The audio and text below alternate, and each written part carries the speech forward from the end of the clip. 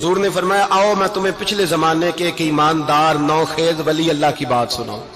پچھلے زمانے حضور نے فرمایا پچھلے زمانے میں ایک بادشاہ جادو کے زور پہ حکومت کرتا تھا. جب وہ ایک جادوگر اس نے رکھا ہوا تھا تو جادوگر اس کو جادو بتاتا, وہ جادو کے زور پر حکومت کرتا. جادوگر بوڑھا ہو گیا تو کہنے لگا بادشاہ کوئی نوجوان میرے پاس بھیج دے, اب میں بوڑھا ہو گیا ہوں, میرا پتہ کوئی نہیں کب مر جاؤں. ایک نوجوان کی ڈیوٹی لگائی, بڑا زیرک سمجھدار, اپنے رعایا میں سے چن کے جو ذہین فطرت مزاج بچہ تھا وہ اس نے لگایا. اللہ کے محبوب علیہ الصلوۃ والسلام فرماتے ہیں بچہ جادو سیکھنے لگا, وقت گزرنے لگا. بچہ جب جادو سیکھنے جاتا تو رستے میں ایک راہب بھی تھا جو انجیل جانتا تھا, وہ اللہ اللہ سکھاتا, لوگوں کو حضرت عیسیٰ علیہ السلام کی تعلیمات سے آگاہ کرتا. اس نے دیکھا کہ یہاں بھی لوگ کٹھے ہیں تو وہ بچہ اس راہب کے پاس بھی اٹھنے بیٹھنے لگا. اب جب اس کے ساتھ اس کی گفتگو بڑھنے لگی تو اس کو باتوں میں لذت آنے لگی. اس نے راہب نے پوچھا کہ تو کون ہے اور کس طرح سے آیا ہے, کیا تیرا معاملہ ہے؟ اس نے کہا جی میں جادو سیکھنے جاتا ہوں, آپ کی باتیں مجھے بڑی اچھی لگتی ہیں. اس نے کہا دین سیکھ, جادو سیکھنے والے کافر ہو جاتے ہیں, قرآن و حدیث سیکھنے والوں کو اللہ کامل ایمان عطا فرماتا ہے. فرمایا یہ سیکھ. بچہ بیٹھنے لگا, اس کے پاس آنے لگا, باتیں دل میں گھر کرنے لگی. ایک وقت آیا کہ مسلمان ہو گیا. اور مسلمان کیسے ہوا؟ بچہ کہتا ہے میں تجربہ کر کے ہوا. اب میں تھوڑا سا وقت جادوگر کے پاس بھی جاتا اور باقی سارا وقت وہاں بیٹھتا. میں ایک دن جا رہا تھا تو رستے میں اژدہا تھا, بہت بڑا سانپ تھا, رستہ روک کے کھڑا تھا. یہ حضور نے بیان کی حدیث. نبی پاک صلی اللہ علیہ وسلم فرماتے ہیں بچہ کہتا ہے کہ رستے کے اندر سانپ ہے, رستے بند ہے, لوگ چھتوں درختوں پہ چڑھے, ہراش ہے. کہتے چھوٹا سا روڑا میں نے اٹھایا تو میں نے کہا اللہ اگر جادوگر سچا ہے تو اسے مار دے. چھوٹا سا روڑا میں نے پھینکا, اژدہا کوئی نہ مرا. پھر چھوٹا روڑا اٹھایا, میں نے کہا اللہ اگر وہ عالم سچا ہے تو اسے مار دے. اب جب میں نے روڑا مارا تو اژدہا مر گیا. میرے اندر سے گواہی آئی نہیں دین کی باتیں سچی ہیں, نہیں قرآن کی باتیں اسلام سمجھانے کے لیے عرض کر رہا ہوں. اگرچہ اس دور میں انجیل تھی, اللہ رسول کی باتیں اچھی ہیں.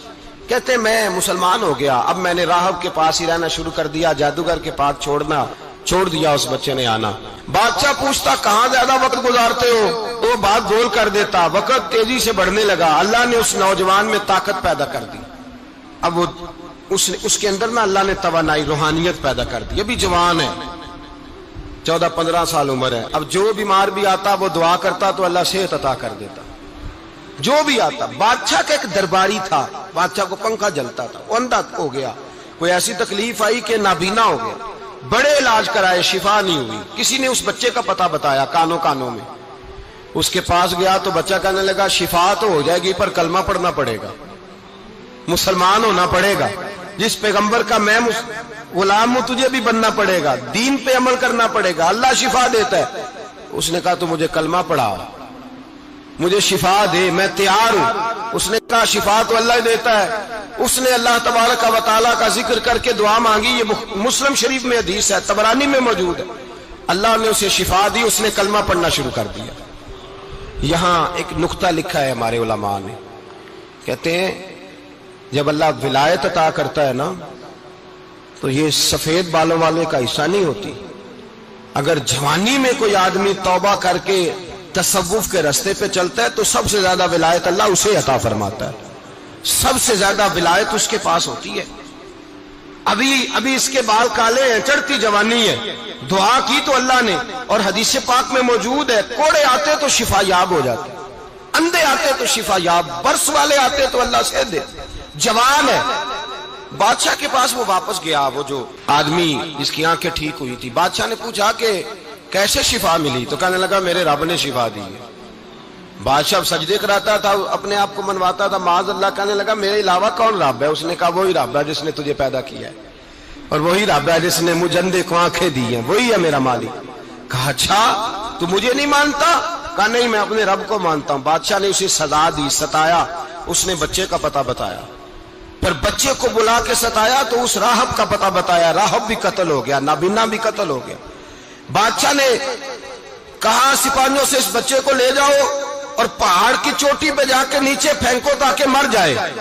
بچہ پہاڑ کی چوٹی پہ گیا تو ہاتھ اٹھا کے کہنے لگا یا اللہ میرے لیے نہیں اپنے لیے, میرے لیے نہیں اپنے لیے انہیں اپنی قدرت کے جلوے دکھا. میرے لیے نہیں. اللہ کے بندے اپنی جان بچانے کی دعائیں نہیں مانگتے, اپنے لیے. انہیں اپنی قدرت کے جلوے دکھا, یہ دعا مانگی, جتنے لوگ ساتھ آئے تھے وہ سارے زمین پہ گرے اور سب مر گئے, پہاڑ سے گر کے مر گئے. بچہ واپس سیدھا بادشاہ کے پاس کہنے لگا, لو بھائی میرے رب نے مجھے بچا لیا ہے. جوان کا ایمان دیکھو, میرے رب نے مجھے, بولو میرے اللہ نے مجھے ایمان کی گواہی دے رہا ہے, میں بچ گیا ہوں, تو جھوٹا ہے, میرا رب سچا ہے. اس نے کہا لے جاؤ اس کو دریا میں, کشتی میں بٹھاؤ, بیچ دریا کے جا کے دھکا دے دو.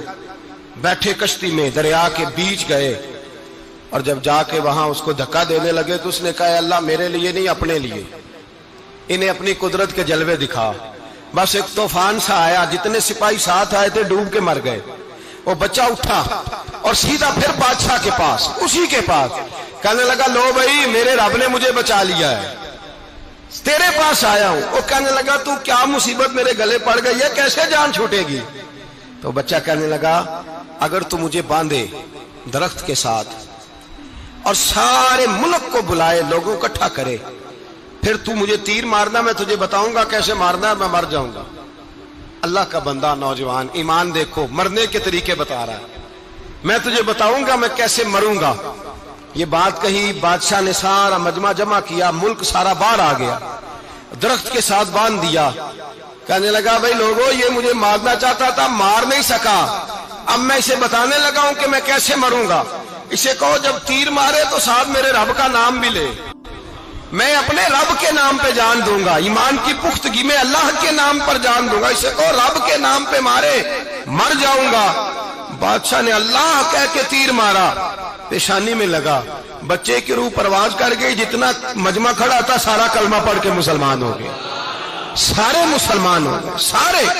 میرے رسول پاک سید عالم صلی اللہ علیہ وسلم نے نوجوانوں کو بتایا, جب تمہارے اندر ایمان کی قوت آئے گی تو اللہ تمہاری مدد کرے.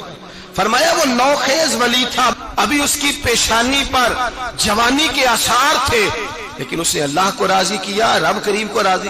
ولایت کا مطلب بڑھاپا نہیں, ولایت کا مطلب وہ نہیں کہ جب بڑا لمبا وقت گزر جائے تو پھر آدمی آئے کہ نہیں اب کیا کرنا ہے, اب مسجد ہی ہے, اب تو اس کے علاوہ گزارا ہی کوئی نہیں. تو اس وقت کا آنا اللہ کی بارگاہ میں قبول تو ہے, لیکن شاباشی اسی کو ملتی ہے جو جوانی کا وقت آئے.